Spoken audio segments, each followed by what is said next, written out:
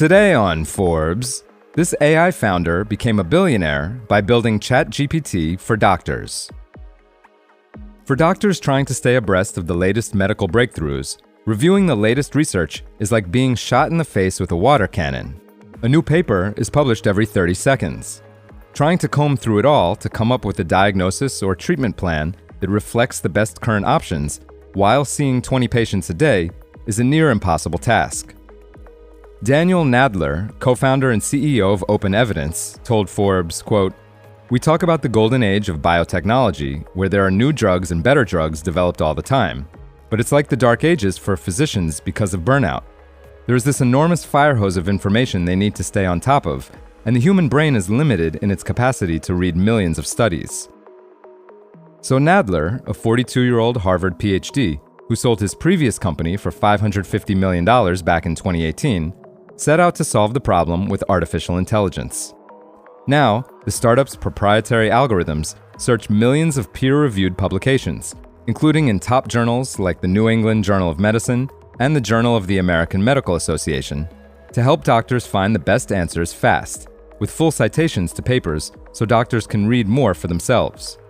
The software is free for verified doctors to use and makes money through advertising, much like Google does.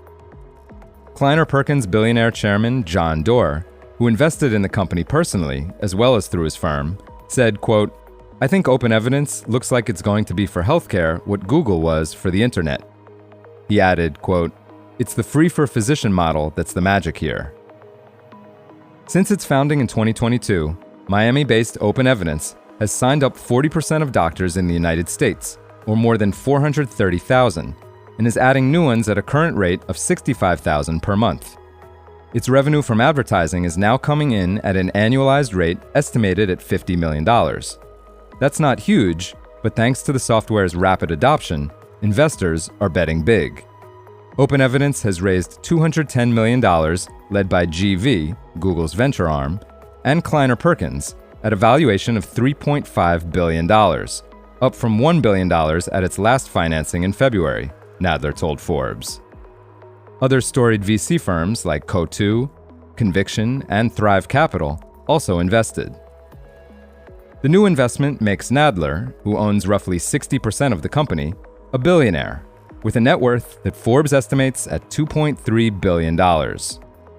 Co-founder Zach Ziegler, the company's 30-year-old chief technology officer, owns some 10% of the business, worth about $350 million. Nadler was able to hold on to such a large stake by being its first seed investor, putting in some $10 million of his own money before raising any VC funding. Nadler said, quote, "One of the great things about being a second-time entrepreneur is I'm not an idiot. I think the second thing is going to be bigger than the first, so maybe the first $10 million should come from me. That's by far the smartest financial decision I made in my life. I wanted to bet on myself." The problem Open Evidence is addressing is enormous, and one that's only getting bigger. Medical literature is proliferating at a meteoric rate, doubling in size every 5 years, as new treatment options like gene therapies are developed, and scientists learn more about how different diseases and drugs may interact with each other. Open Evidence isn't the first company to try to make sense of the overload of medical publications.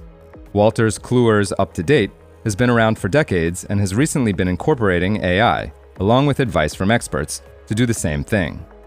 But it is the first to build software that integrates AI from the start to make it easier for doctors to find answers to pressing clinical questions, and to do so far more accurately than ChatGPT. Doctors now use Open Evidence on some 8.5 million consultations a month. Because the tool isn't considered diagnostic, it doesn't need FDA approval, as algorithms used to detect strokes or sepsis in patients do. And since doctors can download it or use it online for free, it can bypass the lengthy and bureaucratic procurement process with hospitals or large group practices. That's helped the company sign up doctors at an even faster clip. For full coverage, check out Amy Feldman and Rashi Srivastava's piece on Forbes.com. This is Kieran Meadows from Forbes. Thanks for tuning in.